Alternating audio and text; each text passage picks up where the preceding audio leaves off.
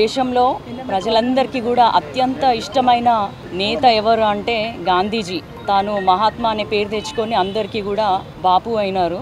జీవితకాలం అంతా కూడా ఉద్యమంలో నడిపారు. అదేవిధంగా తను ఏది చెప్పాలనుకున్నా ఇతరులకి ఫస్ట్ ముందు తను ఆచరించి దాని గురించి చెప్పేవాడు.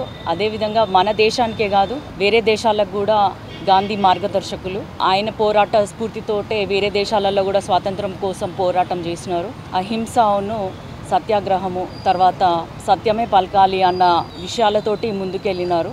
అనేక విషయాలు కూడా మన ముందు తరాలకి కానీ మాకు కానీ ఆదర్శంగా చాలా మంచి మంచి మాటలు చెప్పినారు. అదేవిధంగా తను పాటించినారు. గాంధీజీ అంటే ఇష్టం లేని వాళ్ళంటూ ఎవరూ లేరు. అందరికీ కూడా గాంధీ జయంతి శుభాకాంక్షలు తెలియజేసుకుంటున్నాను.